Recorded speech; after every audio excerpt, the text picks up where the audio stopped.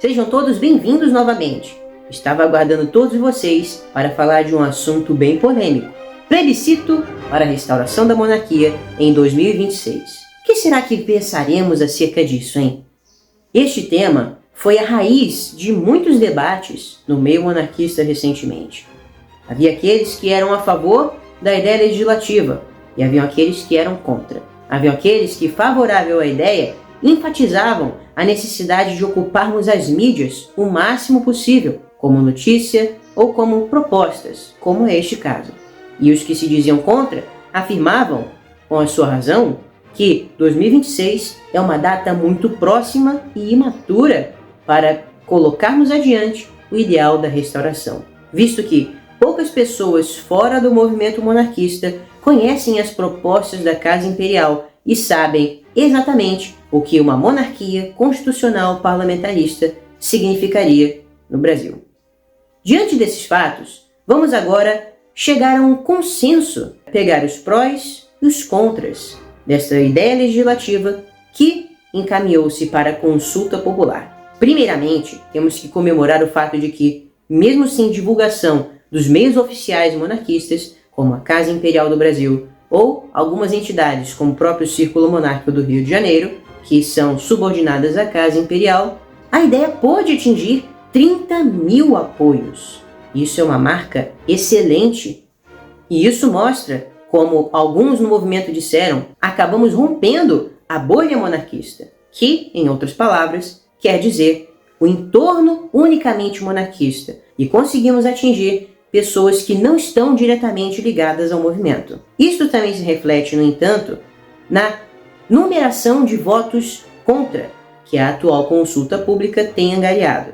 A maioria daqueles votos provavelmente advém de pessoas que não são monarquistas e que são contrárias à proposta parlamentarista e principalmente monárquica. Isso, no entanto, acende um sinal de alerta vermelho.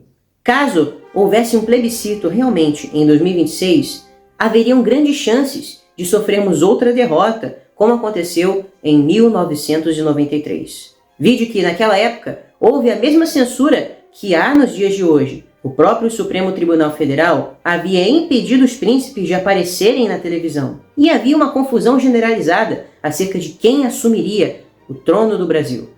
Muitos aproveitaram a oportunidade para causar confusão, colocando em dúvida a legitimidade que nos dias de hoje só Dom Bertrand de Orleans e Bragança, nosso imperador de jure, possui. Ele é o verdadeiro e legítimo herdeiro do trono brasileiro. E aproveitando a falta de comunicação e a falta de acesso à informação geral da população, muita confusão foi feita acerca ou do ramo dinástico Vassouras da Petrópolis, que assumiria o trono, ou então até sobre a eleição de uma nova dinastia, o que é algo totalmente absurdo por si só, porque a monarquia no Brasil não acabou por meio de uma petição popular. A dinastia imperante foi exilada do Brasil, sem o conhecimento e consentimento popular, o que garante que um retorno à monarquia exigiria um retorno da mesma dinastia, da dinastia hoje dos Orleans e Bragança, herdeiros da princesa Isabel e do conde d'Eu. Isso, no entanto, é algo que precisa estar fixado na mente das pessoas. Dom Rafael, que é o futuro da Casa Imperial do Brasil, tem que ser extremamente popular.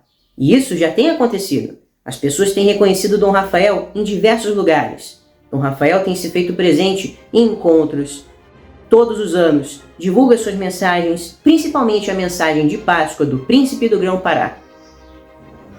E não apenas isso, a Casa Imperial como um todo tem se tornado cada vez mais conhecida por meios não monarquistas no Brasil e no mundo. Mas então, o que nós deveríamos fazer quanto à atual proposta legislativa e que já se tornou uma consulta pública? Esta é uma opinião pessoal minha e que não reflete a oficial da Casa Imperial ou do Círculo Monárquico do Rio de Janeiro. Eu acredito que 2026 é um ano muito imaturo, uma data muito próxima, para executarmos um processo de plebiscito. No entanto, eu acredito que votar no não ou ignorar aquela proposta seria de todo um desperdício, pois visto que já tivemos uma vitória conseguindo 30 mil apoios, precisaríamos manter a frequência e a constância votando no sim, não para que aconteça em 2026, mas para que todos saibam que os monarquistas são sérios e que no Brasil, proposta de restauração monárquica é uma pauta popular. Eu aconselharia, pessoalmente, que votassem no sim, mas que ao mesmo tempo pedissem ao senador que assumir que altere o texto da proposta, colocando a data para 2030 ou 2032, ou melhor ainda, 2031, o ano no qual não haverão eleições nem na esfera municipal e nem na esfera federal. A mídia já tem divulgado e outros canais com milhares de inscritos têm falado sobre a proposta, como foi recentemente o vídeo que comentamos do canal Ancapso. Logo, se deixarmos de lado essa proposta, que, evidentemente, foi mal pensada e mal projetada e colocada em hora não oportuna, nós deixaremos que os não monarquistas tomem controle dela, como já tem feito por meio da consulta pública. Isso enfatiza que nós devemos assumir as rédeas que nosso movimento possui na questão de relevância, militando por um plebiscito, não em 2026, mas por uma ideia de plebiscito mais madura e que vise na conscientização geral e que aproveite as oportunidades como esta, transformando aquilo que estava condenado a provavelmente ser uma falha nossa em um mérito, em uma oportunidade de divulgarmos ainda mais o ideal da restauração. Finalizando, a restauração dependerá de alguns pontos.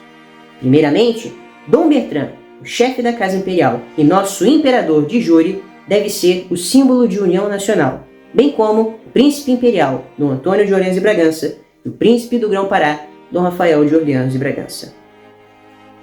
O segundo ponto é que deve ser uma proposta popular, que ganhe cada vez mais o apoio dos cidadãos brasileiros.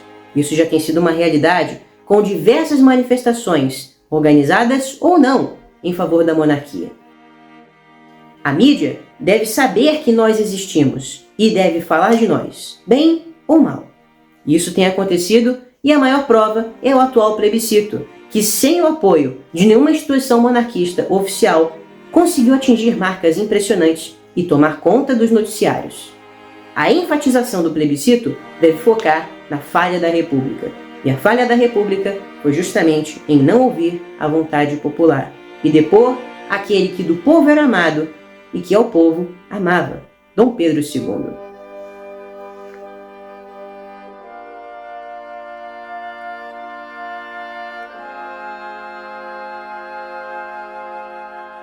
Ainda adicionaria um quinto ponto, que é focar nos benefícios de uma monarquia, não apenas falando das monarquias que nós temos no mundo, que dão exemplos de funcionalidade, estabilidade, segurança e etc., mas falar do modelo brasileiro, embasados na Constituição Imperial de 1824, que no retorno à monarquia, que seria reformada, adaptada à realidade brasileira atual, mas que não perderia a sua essência, prezar pela democracia verdadeira, pelas liberdades dos brasileiros e pela estabilidade e bem geral da nação. Viva Dom Bertrand! Viva Dom Bertrand!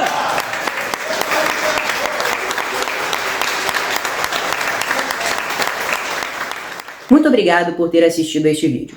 Não esqueça de inscrever-se, apertar no gostei e no sino das notificações para sempre receber os nossos vídeos quando os postarmos. Meu muitíssimo obrigado. Viva Dom Bertrand! Viva o Brasil!